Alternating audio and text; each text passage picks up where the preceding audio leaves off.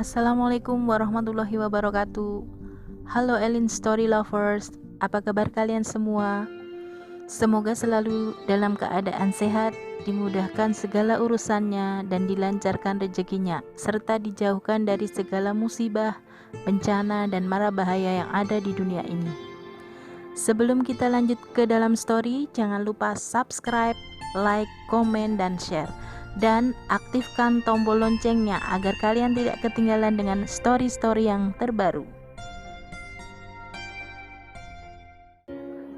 Setelah sedikit ngobrol-ngobrol seperti biasanya, Yoga menyampaikan kabar yang membuatku syok berat.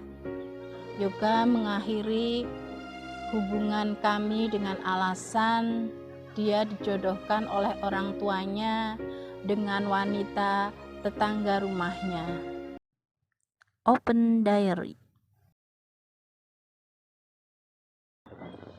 Assalamualaikum warahmatullahi wabarakatuh. Hello Elin Story Lovers, apa kabar kalian hari ini? Pada kesempatan kali ini saya akan membawakan sebuah kisah yang dikirim oleh Mbak Arlin di Jogja.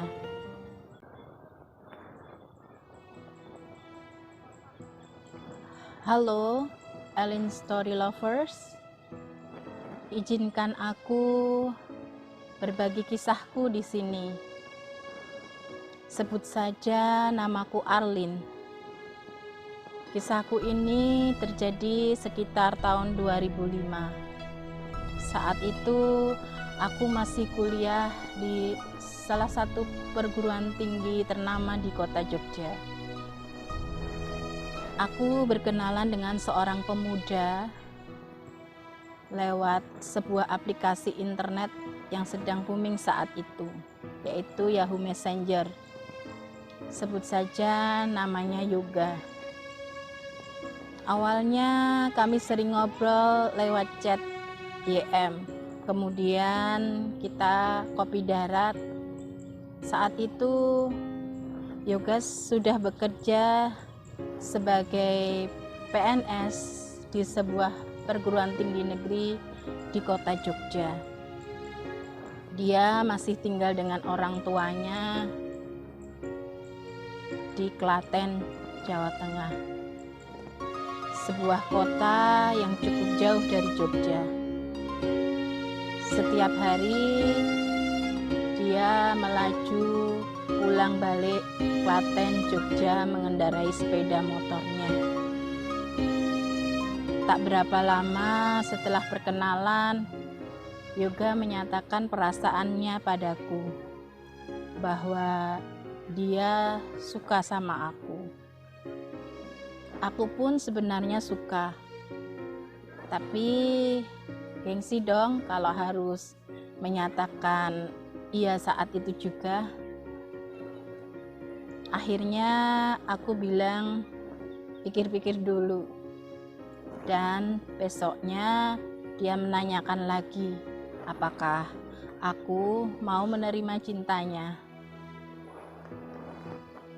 Diary, akhirnya aku pun memutuskan untuk menerimanya. Hari-hari kami jalani seperti biasa. Aku menjalankan aktivitas kuliahku, sedangkan Yoga menjalankan aktivitas pekerjaannya. Kami berkomunikasi hanya lewat YM, dan Yoga datang ke rumahku setiap Sabtu sore sepulang dari kerja.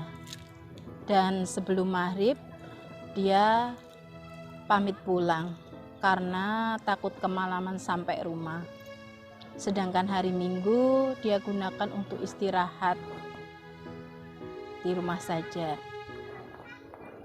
Meskipun hanya bertemu seminggu sekali, itu sudah cukup membuatku bahagia. Meski dia bukan cinta pertamaku, namun rasanya rasa sayangku pada Yoga melebihi rasa sayangku pada mantanku yang pertama sewaktu kami masih pacaran dulu. Entahlah, dengan cinta pertamaku Aku seperti tidak pernah merasakan apa itu yang namanya kasih sayang dari seorang pacar. 3 bulan pun berlalu. Namun entah mengapa aku ada perasaan ragu terhadap Yoga. Apakah dia serius denganku atau tidak? Aku ingin sekali main ke rumahnya di Klaten, tapi dia selalu menolaknya dengan berbagai alasan. Hingga suatu waktu dia datang ke rumahku sepulang dia bekerja. Setelah sedikit ngobrol-ngobrol seperti biasanya, Yoga menyampaikan kabar yang membuatku syok berat. Yoga mengakhiri hubungan kami dengan alasan dia dijodohkan oleh orang tuanya dengan wanita tetangga rumahnya. Wanita itu sering datang ke rumah orang tua Yoga, sehingga orang tua Yoga tidak enak dengan tetangga lainnya. Akhirnya Yoga dijodohkan dengan wanita tersebut. Diary, aku terdiam. Hanya air mata yang dapat menetes di pipiku saat itu. Begitu juga dengan Yoga. Dia pun meneteskan air mata. Tapi entah itu air mata kesedihan atau hanya air mata buaya. Aku tidak tahu. Yang jelas, firasatku selama ini benar. Dia memang tidak pernah serius denganku. Kalau serius, mestinya dia mau memperjuangkan aku. Dan parahnya lagi, dia memutuskan aku di saat perasaanku penuh harap dan penuh cinta terhadap Yoga. Aku pun harus menerima kenyataan ini. Aku harus move on. Tidak boleh menyerah pada keadaan. Tidak ada gunanya juga mengisi seseorang yang tidak mau menerima kita. Alhamdulillah, saat ini aku sudah menemukan jodohku. Seorang laki-laki yang baik dan bertanggung jawab. Seorang ASN juga di instansi vertikal di kota Jogja. Kebahagiaanku dilengkapi dengan hadirnya 3 orang buah hatiku yang cantik dan ganteng.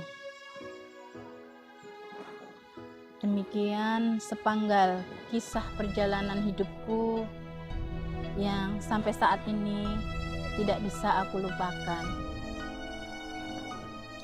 Terima kasih buat Mbak Arlin di Jogja yang sudah berbagi kisahnya di Ellen Story. Nah, untuk kalian yang mempunyai kisah serupa dengan Mbak Arlin atau kisah yang tidak bisa kalian lupakan sepanjang hidup kalian, silahkan kalian kirim lewat email di ellins.story@gmail.com. Terima kasih. Wassalamualaikum warahmatullahi wabarakatuh.